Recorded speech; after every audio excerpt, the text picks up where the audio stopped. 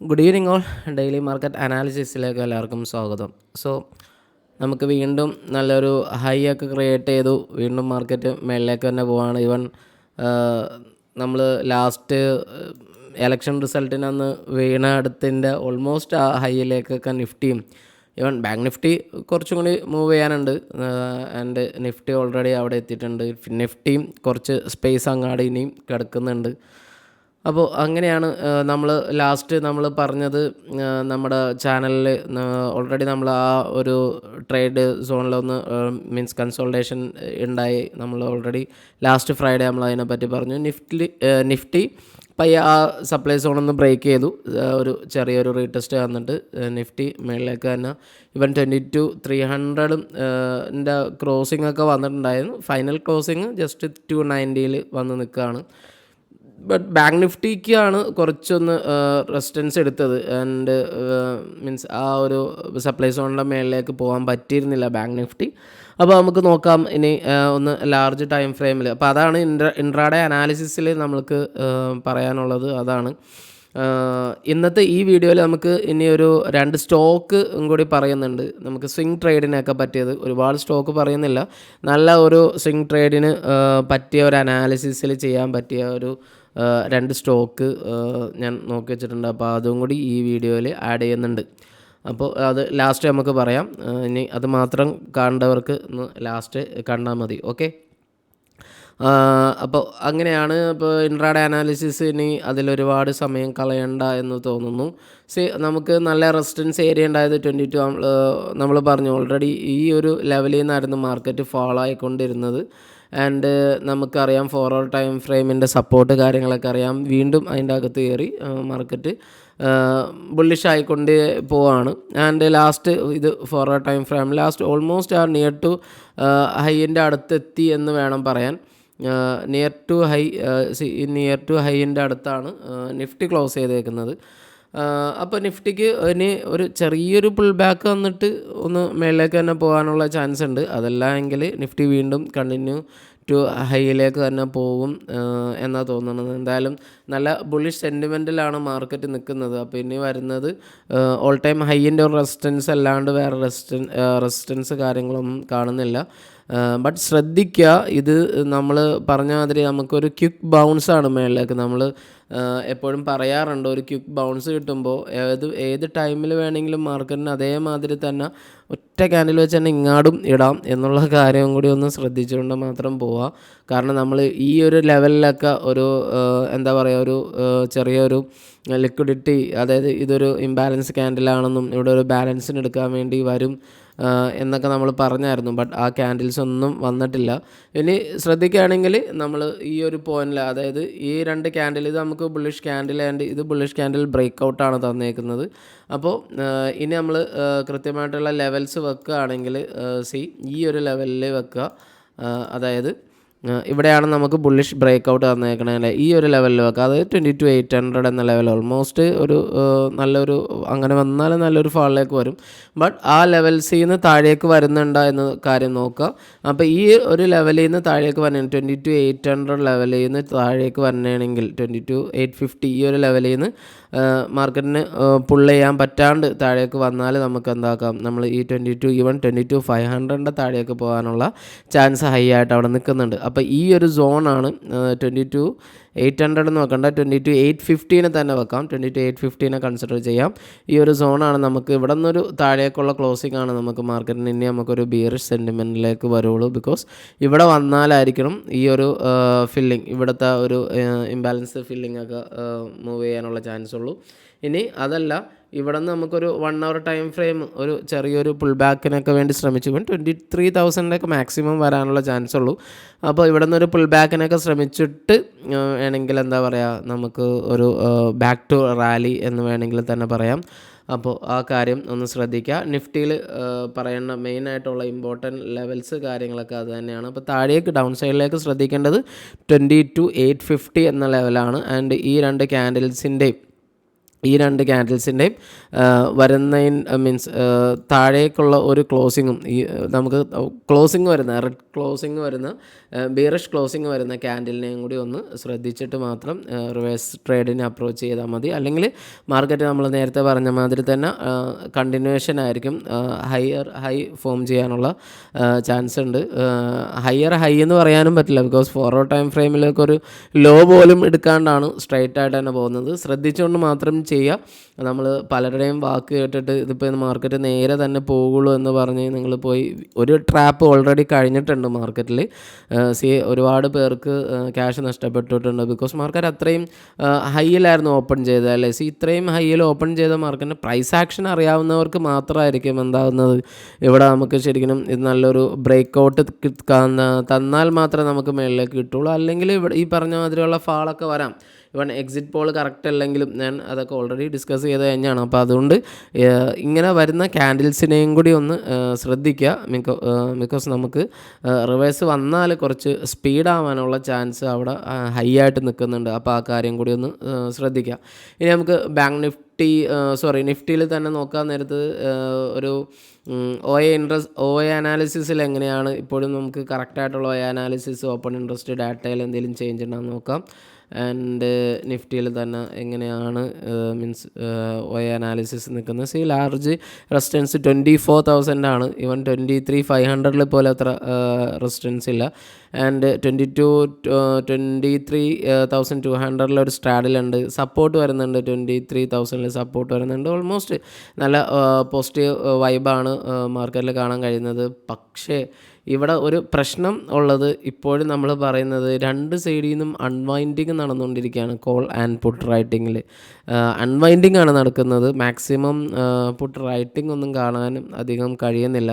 അപ്പോൾ ആ കാര്യം ഇപ്പോഴും ഒന്ന് ശ്രദ്ധിക്കാൻ നോക്കുക. ബിക്കോസ് മാർക്കറ്റിൽ ഇപ്പോഴും ഒരു ക്ലിയർ ഡയറക്ഷൻ ആയിട്ടില്ല എന്നുള്ള, അതായത് ഇപ്പോൾ ഡയറക്ഷൻ ആയിട്ടില്ല എന്ന് പറയാനില്ല, ബിക്കോസ് നല്ല മേളിലേക്ക് പോകുന്നുണ്ടല്ലോ. അപ്പോൾ ഈ താഴേക്ക് വരുമ്പോൾ ഉള്ള കാര്യം ഒന്ന് ശ്രദ്ധിച്ചാൽ മതി. താഴേക്ക് വരുമ്പോൾ നമുക്ക് നമ്മൾ പറഞ്ഞ ലെവൽസിൽ എങ്ങനെ ബിഹേവ് ചെയ്യുന്നു എന്നുള്ള കാര്യം നിഫ്റ്റിയിൽ നോക്കുക. ഇനി നമുക്ക് ബാങ്ക് നിഫ്റ്റി നോക്കാം. ബാങ്ക് നിഫ്റ്റിയിൽ എങ്ങനെയാണ് ബാങ്ക് നിഫ്റ്റി ആ ഒരു ഇതിന് ട്രേഡ് സെറ്റപ്പിന് നോക്കാം. ബാങ്ക് നിഫ്റ്റി ചെറിയൊരു പുൾ ബാക്ക് ക്യാൻഡിൽസൊക്കെ ഒന്ന് ഫോം ചെയ്തിട്ടുണ്ട്. ഇപ്പോൾ ബാങ്ക് നിഫ്റ്റിക്ക് ഓക്കെ അപ്പോൾ ബാങ്ക് നിഫ്റ്റീനെ സംബന്ധിച്ചിടത്തോളം ബാങ്ക് നിഫ്റ്റിയുടെ ലെവൽസ് എന്ന് പറഞ്ഞാൽ നമ്മൾ ഈ ഒരു ലെവൽ വെച്ച് നോക്കാം. ബാങ്ക് നിഫ്റ്റിക്കും ഈ ഒരു ലെവലിലാണ് ബ്രേക്ക് ഔട്ട് തന്നേക്കുന്നത്. ബ്രേക്ക് ഔട്ട് ക്യാൻഡിലാണ്, ചെറിയൊരു റീടെസ്റ്റിന് വന്ന് അവിടെ കണ്ടിന്യൂഷൻ വന്നിട്ടില്ല എന്നുള്ള കാര്യം മാത്രമേ ഉള്ളൂ. അപ്പോൾ ഈ ഒരു ലെവൽസിൽ തന്നെ ബാങ്ക് നിഫ്റ്റീനെയും ശ്രദ്ധിക്കുക. നമ്മൾ ഓൾറെഡി നേരത്തെ പറഞ്ഞ ലെവൽസിൽ നിഫ്റ്റിയിൽ പറഞ്ഞ ഈ രണ്ട് ക്യാൻഡിലിനെ വെച്ചിട്ട് തന്നെ ബാങ്ക് നിഫ്റ്റീനെയും ഒന്ന് ശ്രദ്ധിക്കുക. ബാങ്ക് നിഫ്റ്റി ഓൾറെഡി നല്ല റെസിസ്റ്റൻസ് ലെവലായ 49,600 നമ്മൾ ഇതിൽ കൊടുത്തിട്ടുണ്ടായിരുന്നു.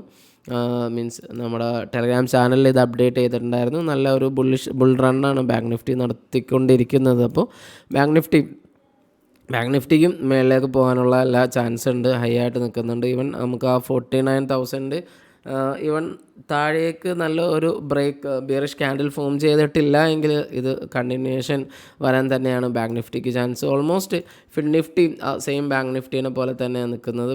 ഫിൻ നിഫ്റ്റിക്കും ഈ ലെവൽസിൽ നോക്കാം. ഈ രണ്ട് ക്യാൻഡിൽ തന്നെയാണ് ഇനി വരുന്ന ഇമ്പോർട്ടൻറ്റ് ക്യാൻഡിൽ. അപ്പോൾ ഫിൻ നിഫ്റ്റിക്കാണെങ്കിലും നിങ്ങൾ ഹയർ സൈഡ് നോക്കിയാൽ വേറെ പ്രശ്നം കാര്യങ്ങളൊന്നും കറൻ്റ്ലി വരാനില്ല. ബിക്കോസ് മാർക്കറ്റ് നല്ല ഹൈ തന്നെ പിടിച്ചുകൊണ്ടിരിക്കുകയാണ്.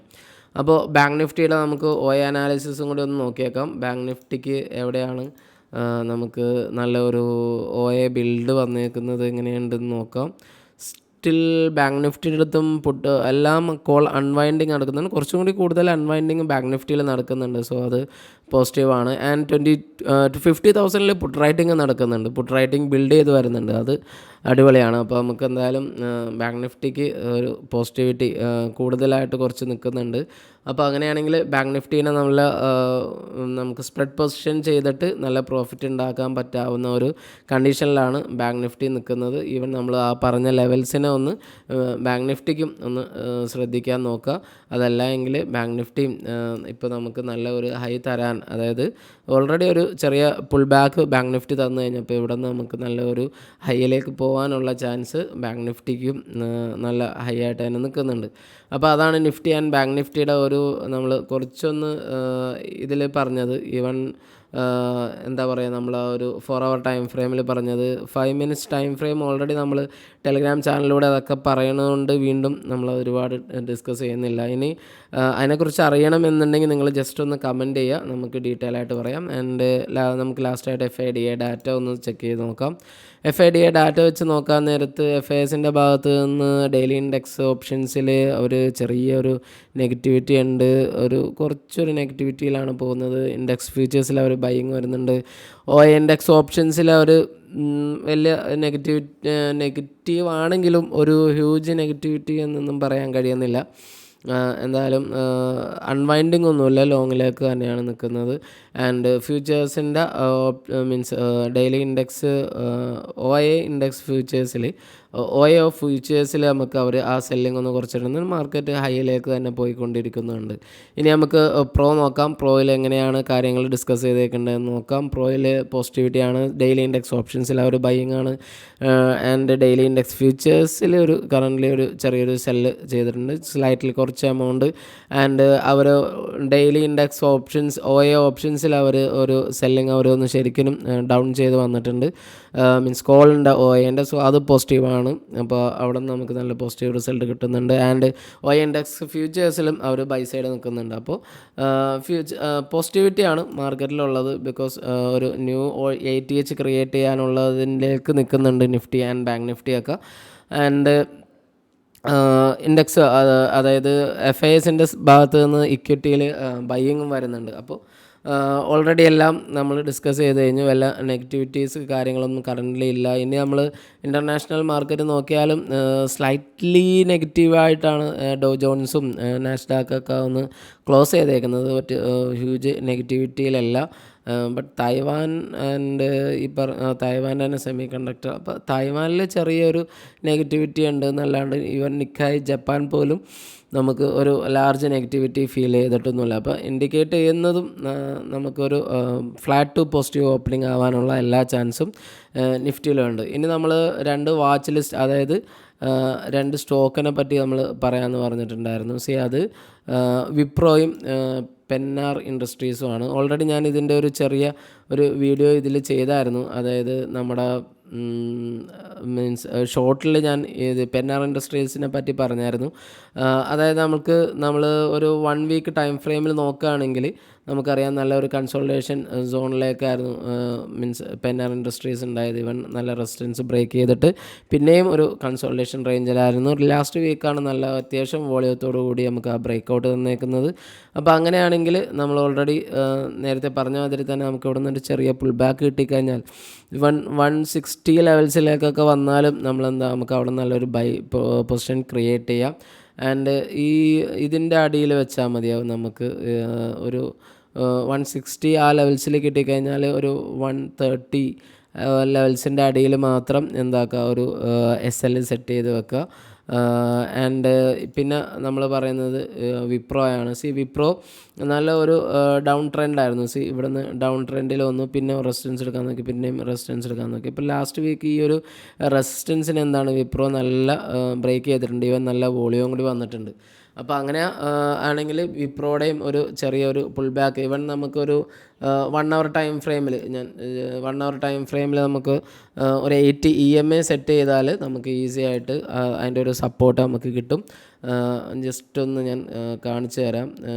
ടൈം അധികം ആവണ്ട എന്ന് വിചാരിച്ചാണ്, എന്നാലും ഓക്കെ. EMA ചൂസ് ചെയ്യുക, സ്റ്റൈലിൽ EMA 1 ഫൈൻ. ഓക്കെ, ഇവിടെ നമുക്ക് ഒരു ബ്രേക്കൗട്ടിലേക്ക് വരുന്നുണ്ട്. അപ്പോൾ ഈ ഒരു ബ്രേക്കൗട്ട് കിട്ടാൻ ഹൈ ആയിട്ടുള്ള ചാൻസ് ഉണ്ട്. അപ്പോൾ അങ്ങനെയാണെങ്കിൽ ഇത് ഡെയിലി ടൈം ഫ്രെയിമാണ്, നമുക്ക് 1 hour ടൈം ഫ്രെയിമിലേക്ക് എടുക്കുക. ഓൾറെഡി ആ ലെവലിൻ്റെ ബ്രേക്ക് ചെയ്ത് കഴിഞ്ഞതെന്ന് വേണം പറയാൻ. അപ്പോൾ നമുക്ക് 469 അല്ലേ, 479 479 ഈ ഒരു ലെവൽസിലേക്കൊക്കെ വന്നാൽ നിപ്രോനെ കൺസിഡർ ചെയ്യുക. അതായത് ഇതാവാൻ വേണ്ടിയാണ്, ഒരിക്കലും നാളെ തന്നെ കയറണമെന്നല്ല, സ്വിംഗ് പൊസിഷനിൽ വേണ്ടിയാണ് പറയുന്നത്. ഈവൻ പെന്നാഡ് ഇൻഡസ്ട്രീസ് ആണെങ്കിലും സ്ട്രേറ്റ് ആയിരുന്നു, ഒരു 161 ആ ലെവൽസിലേക്കൊന്ന് വരാൻ വേണ്ടി ഒന്ന് വെയിറ്റ് ചെയ്യുവാൻ, EMA 80 EMA ഒന്ന് ടച്ച് ചെയ്യണ രീതിയിൽ നിങ്ങൾക്ക് സ്റ്റോക്കിനെ മേടിച്ചിട്ട് പിന്നെ നമുക്ക് നല്ലൊരു ഹൈ കിട്ടുമ്പോൾ, അതായത് നല്ല ഹൈ കിട്ടാൻ ചാൻസ് ഉള്ള സ്റ്റോക്കാണ്. സ്റ്റോപ്പ് ലോസ് എന്തായാലും വെക്കുക, ഓരോരുത്തരുടെ ഇതനുസരിച്ച് വെക്കുക. അറ്റ്ലീസ്റ്റ് ഇപ്പോൾ പെന്നാൻ ഇൻഡസ്ട്രീസിലാണെങ്കിൽ ഒരു 150 ആ ലെവൽസിൻ്റെയൊക്കെ താഴെ ഒന്ന് വെക്കുക, 145ൻ്റെയും 150യുടെ ഇടയിൽ വെക്കുക. വിപ്രോയിലാണെങ്കിൽ നമുക്ക് ഈ ഒരു ലോയിൻ്റെ താഴെ വെക്കാം. വിപ്രോ നമ്മൾ ഓൾമോസ്റ്റ് ഒരു 480 കയറിയാൽ ഒരു 440യുടെ അടിയിൽ വെക്കുക, ഒരു 40 പോയിൻറ്റ് താഴേക്ക് വെക്കുക. ടാർഗറ്റ് നമുക്ക് നല്ലൊരു ടാർഗറ്റ് സെറ്റ് ചെയ്യാൻ പറ്റാവുന്നതാണ്. ആൻഡ് വിപ്രോയുടെ ഓൾ ടൈം ഹൈ നിൽക്കുന്നത് 1 ഡേ ക്യാൻഡിൽ എടുത്ത് നോക്കിക്കഴിഞ്ഞാൽ അറിയാം, ഓൾ ടൈം ഹൈ നിൽക്കുന്നത് ഈവൻ 550 ലെവൽസിലുണ്ട്. അപ്പോൾ 550 ലെവൽസിനെയും വേണമെങ്കിൽ ഒന്ന് ടാർഗറ്റ് ചെയ്ത് വെക്കാം, അല്ലെങ്കിൽ 520 ലെവൽസ് ഈസി ആയിട്ട് ഹിറ്റ് ആവാനുള്ള ചാൻസ് വിപ്രോയിലുണ്ട്. അപ്പോൾ അതാണ് രണ്ട് സ്റ്റോക്കിനെ പറ്റി നമ്മൾ പറഞ്ഞു. ആൻഡ് മാർക്കറ്റ് ബുള്ളിഷാണ്. അപ്പോൾ ഈ രണ്ട് കാര്യം കൂടി ഒന്ന് ശ്രദ്ധിച്ചുകൊണ്ട് മാത്രം പോവുക. ഡൗട്ട്സ് കാര്യങ്ങളുണ്ടെങ്കിൽ കമൻറ്റ് ചെയ്യാൻ മറക്കാണ്ടിരിക്കുക. ആൻഡ് ഒരു കാര്യം കൂടി, നമ്മൾ ടെലിഗ്രാം ചാനലിൽ ഞാനത് ഇട്ടിട്ടില്ല, ഞാനൊരു ഇതിട്ടേക്കാം, അതായത് നമ്മുടെ ഓക്കെ, ഞാനതിപ്പോൾ തന്നെ ഇട്ടേക്കാം. നമുക്ക് കുറേ പേര് ക്ലാസ് കാര്യങ്ങളൊക്കെ വേണമെന്ന് പറഞ്ഞിരുന്നു. അപ്പോൾ അങ്ങനെയാണെങ്കിൽ നിങ്ങളൊന്ന് ഈ ഗൂഗിൾ ഫോം ഞാനിപ്പോൾ ടെലിഗ്രാമിലേക്ക് ചെയ്യുന്നുണ്ട്, പേസ്റ്റ് ചെയ്യുന്നുണ്ട്. അപ്പോൾ അതിൽ നിങ്ങൾ വന്നിട്ട് നിങ്ങൾ ജസ്റ്റ് ഒന്ന് അതിൻ്റെ ഫോം ഒന്ന് ഫില്ല് ചെയ്യുക. വേറെ ഒന്നുമല്ല, നമ്മൾ എങ്ങനെയാണ് ബേസിക് ലെവൽ മുതൽ നമുക്ക് ഇതെടുത്ത് വരണോ, അല്ലെങ്കിൽ ജസ്റ്റ് പ്രൈസ് ആക്ഷനും ഈ പറഞ്ഞ മാതിരി സപ്പോർട്ട്, റെസിസ്റ്റൻസ് അങ്ങനെയൊക്കെ മതിയോ എന്നുള്ള കാര്യങ്ങൾക്കൊക്കെ ഒരു കൺഫേം കിട്ടാൻ വേണ്ടിയാണ്. അപ്പോൾ എല്ലാവരും ഈ ഒരു ഗൂഗിൾ ഫോം ഒന്ന് ഫില്ല് ചെയ്ത് തരാൻ ശ്രമിക്കുക.